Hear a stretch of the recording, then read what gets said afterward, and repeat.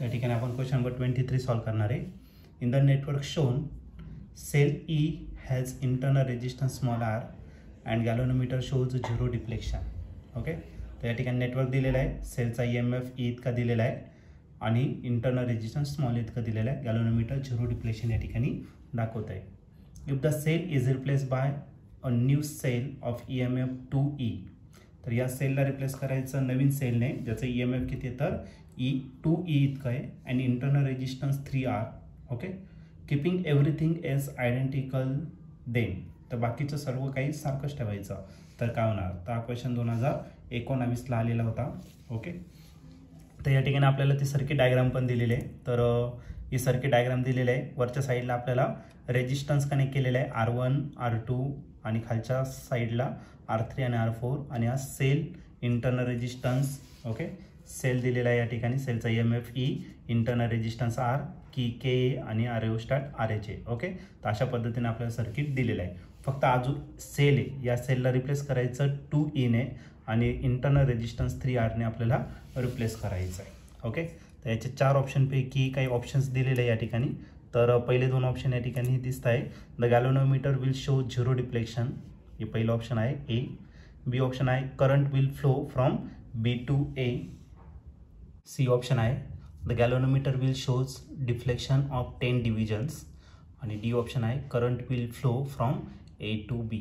तर या 4 ऑप्शनपैकी या क्वेश्चनचा करेक्ट आन्सर काय असणार आहे, चला तर याला सॉल्व करूया आणि मग डिसाईड करूया. तर या क्वेश्चनमध्ये आपल्याला एक नेटवर्क दिलेलं आहे. ओके, ई त्याचं इंटरनल रेजिस्टन्स, ई त्याचा EMF दिलेलं त्या सेलचं आणि स्मॉल आर त्याचा इंटरनल रेजिस्टन्स दिलेला आहे आणि या केसमध्ये गॅलोनोमीटर झिरो डिफ्लेक्शन शो करत आहे. ओके, तर सर्वात पहिले ती सर्किट या ठिकाणी तुम्हाला दाखवतो आणि नंतर मग आपण त्याच्यावरती डिस्कस करू. तर या आर्म्समध्ये आपल्याला एक रेजिस्टन्स दिलेला आहे, काय तर तो R1 आहे. त्यानंतर या ठिकाणी जंक्शन A म्हणून दिलेलं आहे तुम्हाला. त्याच्यानंतर या ठिकाणी एक रेजिस्टन्स आहे आणि याची जी व्हॅल्यू आहे ती किती तर R2 इतकी त्याची व्हॅल्यू दिलेली आहे. ओके, त्यानंतर बिलो आणखीन एक रेजिस्टन्स दिलेला आहे आणि याची जी व्हॅल्यू आहे ती किती तर R3. ओके, आणि त्याच्यानंतर परत आणखीन एक रेजिस्टन्स दिलेला आहे, याची जी व्हॅल्यू आहे ती किती दिली आहे तर तुम्हाला R4 इतकं दिलेलं आहे आणि याच्यामध्ये आपल्याला काय करायचं, गॅलोनोमीटर कनेक्ट करायचा.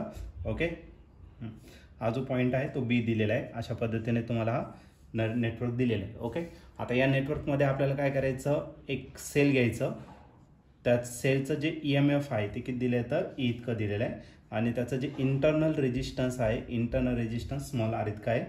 त्यानंतर या ठिकाणी की कनेक्ट केलेली आपण K आणि त्या कीच्या दुसऱ्या एंडला काय कनेक्ट केलं तर रेओस्टॅट आपण या ठिकाणी कनेक्ट केलेलं आहे. ओके, तर या प्रकारे तुम्हाला सर्किट दिलेलं आहे.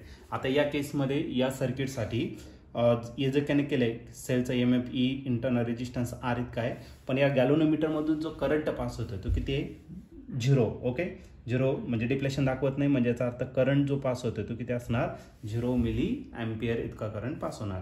म्हणजे ही जी सर्किट आहे, सर्किट काय बॅलन्स आहे आणि सर्किट जर बॅलन्स असेल तर आपण काय करतो, या दोन रेजिस्टन्सचा रेशो म्हणजे R1 डिवायडेड बाय काय असेल तर R2 इज इक्वल टू पुढे या दोघांचा रेशो म्हणजे कोण R3 डिवायडेड बाय काय असणार R4. ही झाली तुमची बॅलन्स कंडिशन कोणाची, विस्टोन्स नेटवर्क.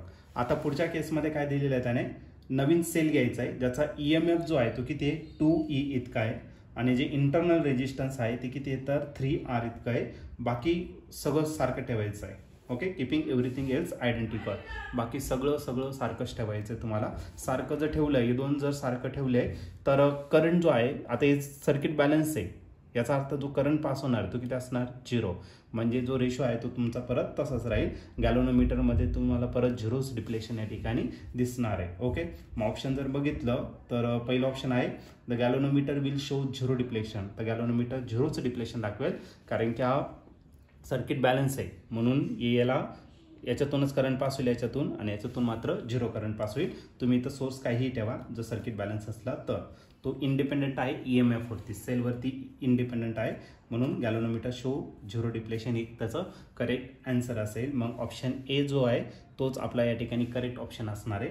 बाकीचे आहे current will flow from B to A, B to A पासून करंट फ्लो होणार B पासून A कडे. सी ऑप्शन आहे galvanometer will show deflection of 10 division, galvanometer 10 डिव्हिजनचं डिफ्लेक्शन दाखवेल. Current will flow from A to B, A पासून B कडे current का होणार आहे फ्लो. तर कोणतंच ऑप्शन त्याच्यात करेक्ट नसणार आहे, ए ऑप्शनच आपलं काय असणार आहे, करेक्ट असेल.